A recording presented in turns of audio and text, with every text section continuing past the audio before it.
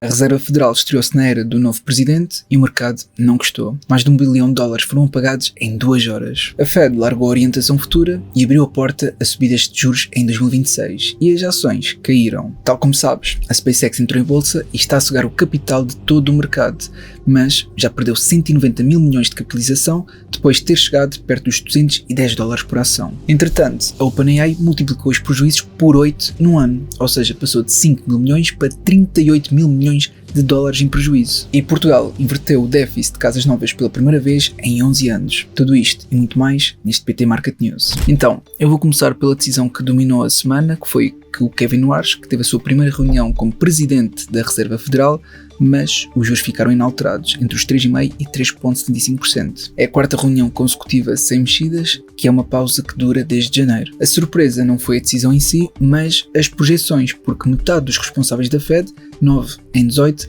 passou a esperar pelo menos uma subida de juros ainda este ano. O Banco Central cortou a previsão de crescimento dos Estados Unidos de 2,4% para 2,2% e admite que a inflação não regressa aos 2% tão cedo. A probabilidade da Fed subir os juros em 2026 disparou 49% após a divulgação das projeções. O presidente da Fed anunciou ainda uma mudança na forma de comunicar, porque a Fed vai abandonar a orientação futura, ou seja, deixar de dar pistas sobre os próximos movimentos. Nas suas palavras, ele disse que dar orientação futura não é um negócio em que a Fed deve estar e criou também 5 grupos de trabalho para rever quase todas as áreas de atuação. A reação dos mercados foi imediata e foi negativa, mas pronto, o S&P 500 também só perdeu 1% e a Dow Jones cerca de 800 pontos depois da conferência. Ainda assim, no total, o índice pagou cerca de 1,2 bilhões de dólares de capitalização em menos de 2 horas. A leitura dos investidores é que vão passar a ter muito menos informação para antecipar decisões. Quanto à SpaceX, que é a empresa de Elon Musk, começou a negociar em bolsa e tornou-se o maior foco de atenção em todo o setor espacial. Numa das sessões, enquanto o S&P 500 perdia, a SpaceX subia quase 9%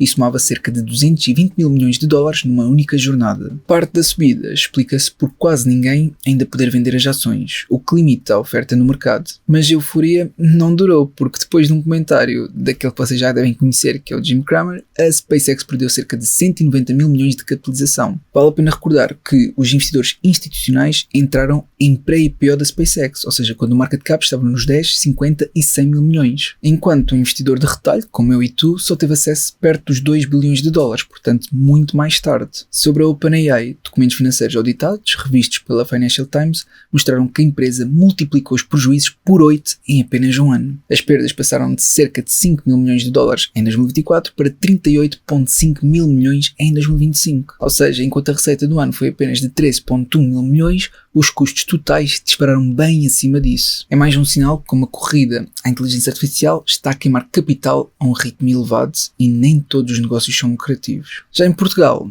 o Banco de Portugal trouxe uma viragem no mercado da habitação. O país inverteu o déficit de casas novas pela primeira vez em 11 anos. Durante a última década, a construção não acompanhou o crescimento da população, o que ajudou a duplicar tanto os preços das casas como as rendas. No entanto, o Boletim Económico de junho aponta agora para uma mudança nessa tendência. Passando ao resto do mercado de ações, a Apple avisou que vai ser forçada a subir preços por causa do boom de inteligência artificial. As grandes tecnológicas estão a absorver os chips de memória para servidores da AI, o que dispara os custos da componente da Apple.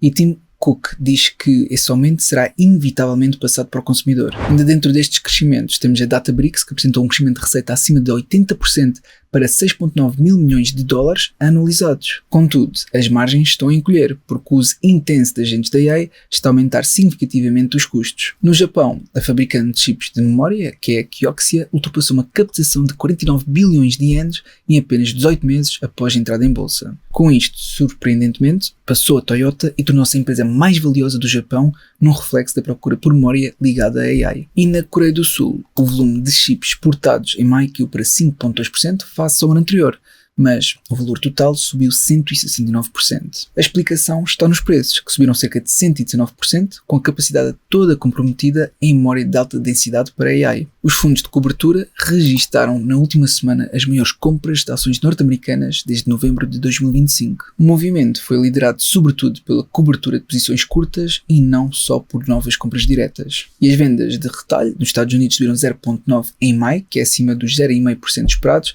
e 6% em termos homólogos. E as estações de combustível lideraram o ganho com uma subida de 3,4%. Por outro lado, um dado preocupante chegou da habitação americana, porque um arranque de novas construções caiu 15,4% em maio para o nível mais baixo desde maio de 2020. O fundo alemão Mutar está a explorar opções para o futuro da EFASEC, que é a empresa portuguesa de engenharia. As alternativas em cima da mesa passam tanto por uma venda direta ou por uma entrada em bolsa em Lisboa, e segundo a Bloomberg, diz já haver compradores interessados. No setor energético, a Equinor anunciou um programa de recompra de ações de 3 mil milhões de dólares em 2026, que é o dobro do plano original. A petrolífera norueguesa projeta mais de 40 mil milhões de fluxo de caixa livre até 2030 e custos de break-even abaixo dos 35 dólares por barril. E a Saudi Aramco, a empresa mais lucrativa do mundo, está a vender ativos no valor de até 50 mil milhões de dólares. A lista inclui terminais de exportação de petróleo e a sua participação no negócio de enxofre. É claro que tanto tu como eu não vamos ter interesse em comprar, mas é para o teu conhecimento. E aproveito também para agradecer à Frente Tifor por apoiar este vídeo, sendo que é possível investir em instrumentos como ações,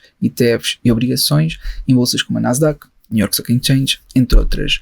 Entretanto, eles também têm ferramentas que permitem auxiliar na respectiva análise. Agora, no panorama económico mundial, o Banco do Japão subiu a taxa de juros para 1%, que é o nível mais alto desde 1995. A decisão foi tomada por 7 votos contra 1 e marca um corte gradual nas compras de obrigações soberanas japonesas. Na China, as vendas a retalho caíram 0,6% em termos homólogos em maio, que é a primeira descida desde dezembro de 2022. E o ouro teve uma reação forte em relação ao FED, porque caiu cerca de 2,5% depois do Banco Central avisar para a inflação elevada. E as reservas estratégicas de petróleo dos Estados Unidos caíram mais de 8,3 milhões de barris numa só semana para o nível mais baixo desde 1983. No campo da geopolítica, o acordo entre os Estados Unidos e o Irão levantou várias cedências por parte dos Estados Unidos, nomeadamente o levantamento do bloqueio naval, temos também o descongelamento de milhares de milhões em ativos iranianos e ainda apoiar um fundo de 300 mil milhões de dólares para o Irão. O Irão também confirmou que os seus compromissos sobre o Estreito de Hormuz começaram a ser cumpridos,